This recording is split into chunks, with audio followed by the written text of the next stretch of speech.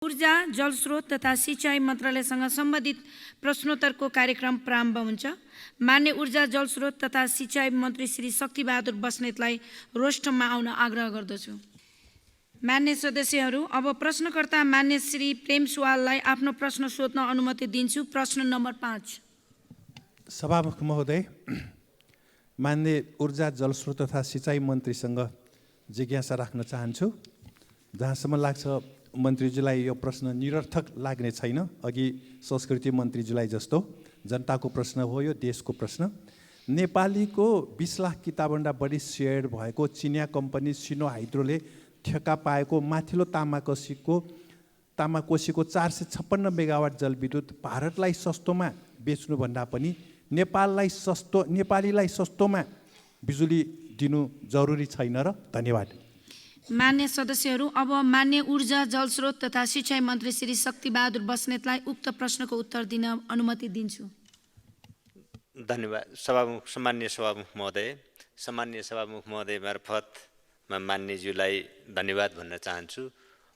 विशेष सान्दर्भिक नै उठाउनु भएको छ। 456 मेगावाट क्षमताको माथिल्लो तामाकोसी जलविद्युत आयोजनाको निर्माण कार्य सम्पन्न भई उत्पादन पनि सुरु भइसकेको छ र नेपालले विद्युत निर्यात गर्ने कुरा नेपालमा खपत भएर बचत भएको विद्युत मात्र निर्यात गर्ने र विदेशी मुद्रा आर्जन गर्ने सरकारको नीति रहेको छ। त्यसकारण देशभित्र खपत नगरी विदेश निर्यात गर्ने सरकारको नीति छैन, पहिलो कुरा। र जहाँसम्म 456 मेगावाट क्षमताको माथिल्लो तामाकोसी जलविद्युत आयोजनाको सन्दर्भ छ, यस आयोजनाबाट उत्पादित विद्युत आन्तरिक खपतको लागि नै प्रयोग भइरहेको व्यवहार म अनुरोध गर्न चाहन्छु। धन्यवाद। मान्य सदस्यहरू, अब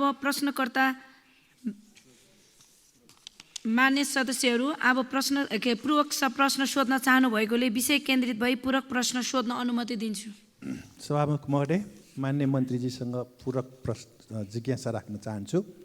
नेपालको एक विदेशी मित्र टोनी हेगनले नेपाललाई साना जलविद्युत उपयुक्त हुने सुझाव दिनुभयो, तर सरकारहरू ठुल्ठुला जलविद्युत परियोजना जस्तो कोशी, गण्डक, महाकाली, माथिल्लो कर्णाली, अरुण, पश्चिम सेती भारतलाई जिम्मा दिँदै जाने। यो त भूगर्भशास्त्रीले सुझाव दिए अनुसार पनि मिलेन। यसमा सरकारको के अध्ययन छ? साना जलविद्युत धेरै ठाउँमा बनाउनु पर्ने, ठुल्ठुलो जलविद्युत बनाउँदा धेरै खर्च पनि लाग्छ, नेपालको त्यो हित पनि नहुने रहेछ, विदेशीको हित हुने रहेछ। यसबारे मन्त्रीज्यूको के छ भनाइ? धन्यवाद। माननीय मन्त्री। धन्यवाद मान्य मन्त्रीज्यू। मलाई विश्वास छ मान्य मन्त्रीज्यूले यो कुरा राम्रोसँग बुझ्नुहुन्छ। हामीले विदेशी मित्रहरू, विद्वानहरू सबैका सुझावहरू, रायहरूलाई कदर पनि गर्छौँ, लिन्छौँ। फेरि पनि निर्णय हामी नेपालको आवश्यकता के छ, नेपालको सम्भावना के छ, यो कुरालाई नै ध्यानमा राखेर निर्णय लिन्छौँ। यो विषयमा मलाई विश्वास छ मान्यज्यूले अझ धेरै राम्रोसँग बुझ्नु पनि हुन्छ। अब जहाँसम्म नेपालको जलविद्युत उत्पादनको सन्दर्भ छ, हामीले साना, मझौला र ठुला तीनवटै प्रकृतिका आयोजनाहरूको आवश्यकता र सम्भावना दुवैलाई दृष्टिगत गरेर हामी उत्पादनको योजना बनाइराखेका छौँ र समग्रमा हामी आर्थिक व्यवस्थाको र आर्थिक विकासको दृष्टिले पनि ठुला, साना दुवै खालका उत्पादनहरू, माइक्रो म्याक्रो, यो दुवै अर्थव्यवस्थाको बारेमा पनि अर्थतन्त्रको बारेमा सोच्ने गर्दै सरकारले आइराखेको छ। दुवै खुट्टाले हिँड्ने विधि नै अवलम्बन गरिराखेको छ ठुला सानाको। त्यसकारणले यहाँले भन्नुभएको जस्तै हामी माइक्रो हाइड्रोदेखि 1 मेगावाट भन्दा तलका माइक्रो हाइड्रोदेखि मझौला र ठुला प्रकृतिका विद्युत उत्पादनका आयोजनाहरू अहिले सञ्चालनमा आइराखेका छन्। त्यसैले आंशिक रूपमा मान्यज्यूले भन्नुभएको कुरा पनि ठिकै छ र सरकारले त्यसतर्फ ध्यान पनि दिँदै आएको छ। धन्यवाद। मान्य सदस्यहरू, अब प्रश्नकर्ता मान्य श्री प्रेम सुवाललाई आफ्नो प्रश्न सोध्न अनुमति दिन्छु। प्रश्न नम्बर 6। सभामुख महोदय, मन्त्रीजीसँग प्रश्न राख्न चाहन्छु। 112 वर्षमा सरकारी 662 मेगावाट बिजुली मात्र उत्पादन हुनु सरकारको असक्षमता हो कि होइन? निजी क्षेत्रले कति मेगावाट बिजुली उत्पादन गरेको छ? बहुदल र गणतन्त्रका सरकारहरूको 35 वर्षमा बिजुली उत्पादन ढिलो कछुवा गतिमा मात्र किन भयो? धन्यवाद। मान्य सदस्यहरू, अब मान्य ऊर्जा जलस्रोत तथा सिँचाइ मन्त्री श्री शक्तिबहादुर बस्नेतलाई उक्त प्रश्नको उत्तर दिन अनुमति दिन्छु। धन्यवाद।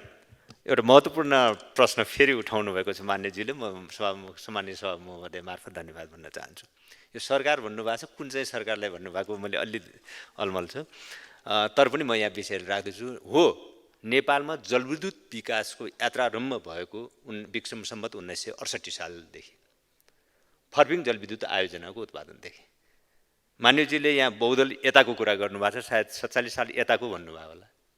46 सालसम्म म अलिकति एउटा सन्दर्भ यहाँ राख्न चाहन्छु। यसै सन्दर्भमा 2046 सालसम्म एउटा खण्ड 1968 देखि आइपुग्दा 78 वर्ष बित्दो रहेछ। त्यो 78 वर्षमा हामीसँग 250 मेगावाट उत्पादन भएको रहेछ। 78 वर्षको अवधिमा आजका दिन हामीसँग करिब 2975 मेगावाट उत्पादन छ। आजका दिन यही आर्थिक वर्षमा अरु 500 मेगावाट उत्पादन हुन्छ र केन्द्रीय ग्रिडमा जोडिन्छ। 2046 सालसम्म 78 वर्षको अवधिमा हामीसँग 250 मेगावाट थियो। 63-64 सम्म आइपुग्दा अर्को 16-17 वर्ष बित्छ। त्यो अर्को 16-17 वर्षको अवधिमा हामीसँग 700 मेगावाट पुग्यो, 500 मेगावाट थपिएर। 78 वर्षमा म एउटा यो तुलनात्मक अध्ययनको लागि म यहाँ अलिकति रेफरेन्स पनि राखिरहेको छु। 78 वर्षमा 250 मेगावाट थियो। अर्को 17 वर्षमा 450 मेगावाट थप भएर 700 मेगावाट पुग्यो। 63-64 देखि यो अहिले 80 सालसम्म आइपुग्दा हामीसँग अहिले 2975 मेगावाट छ। अब यही आर्थिक वर्षभित्रमा अर्को 500 मेगावाट हामी थप गर्दैछौँ र 3475 मेगावाट हुँदैछ। यसरी भन्दा त जलविद्युत आयोजनाको क्षेत्रमा र उत्पादनको क्षेत्रमा त 46 सालदेखि यता नै अझ उल्लेख्य प्रगति भएको रहेछ नि। त्यस मध्येमा पनि 63-64 साल पछि आइपुग्दा अझ गुणात्मक खालको उपलब्धि रहेछ, उत्पादन रहेछ। यो त तथ्यले बोल्छ नि त, तथ्याङ्कले त यही कुरा बताउँछ। अब 3400 हामी यो आर्थिक वर्षमा 3475 मेगावाटमा तपाईको 700 मेगावाट घटाइदिँदाखेरि त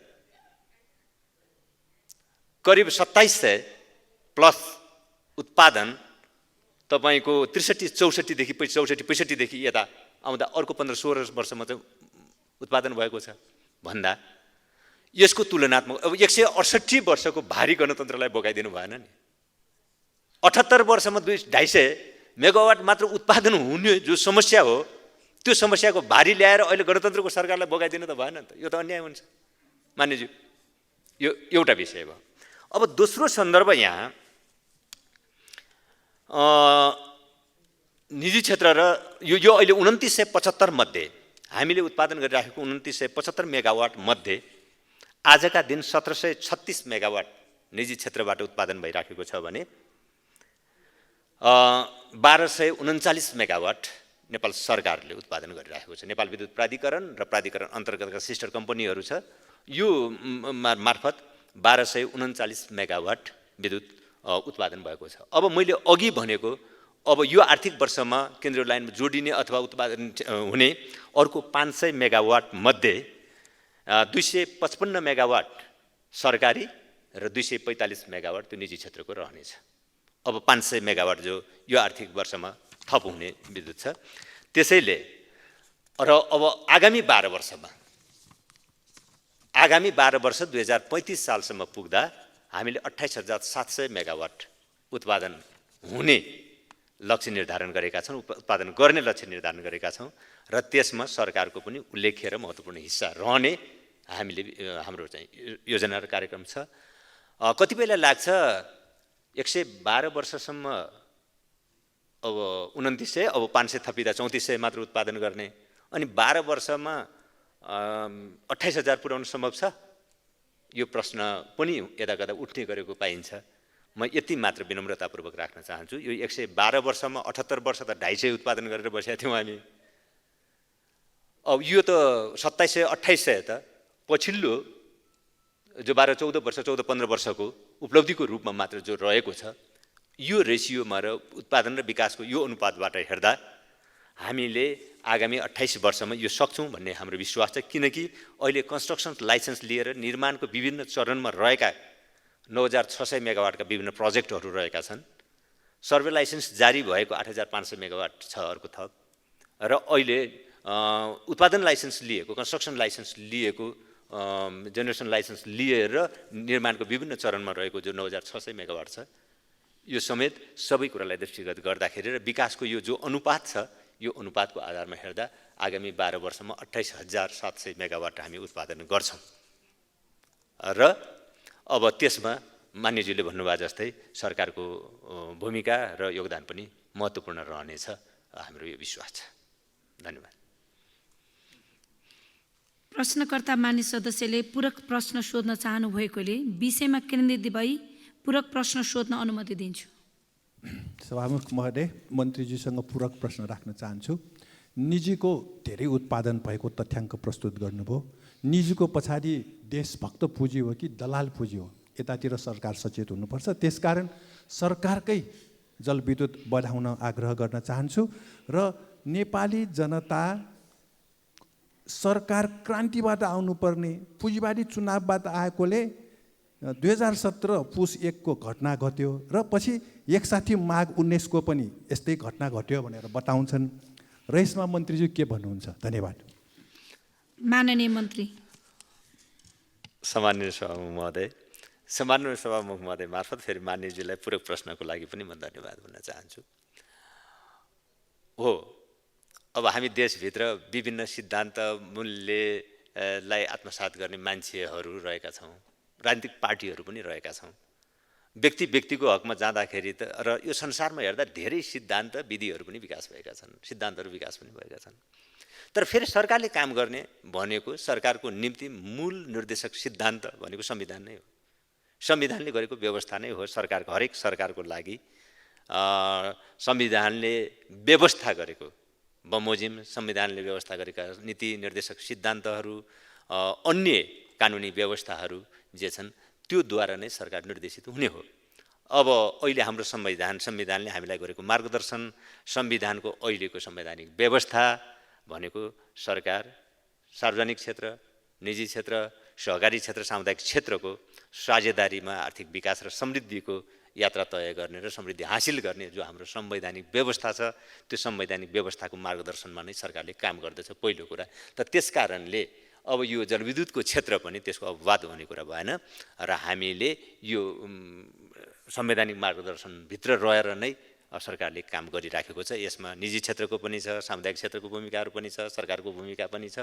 अब जहाँसम्म निजी क्षेत्रमध्ये कुन निजी क्षेत्र हो, स्वदेशी हो कि विदेशी हो भन्ने कुरा गरिराख्नु भएको छ, त्यसमा चाहिँ दुवै क्षेत्र चाहिँ दुवैको सहभागिता रहेको छ र सरकारले स्वदेशी निजी क्षेत्रलाई, प्रवर्धकहरूलाई अथवा उत्पादनकर्ताहरूलाई फेरि विशेष प्राथमिकतामा राखेर व्यवहार गरिराखेको छ। यो कुरामा विनम्रतापूर्वक राख्न चाहन्छु। धन्यवाद। माननीय मन्त्री, आसन ग्रहण गर्न सक्नुहुन्छ। धन्यवाद।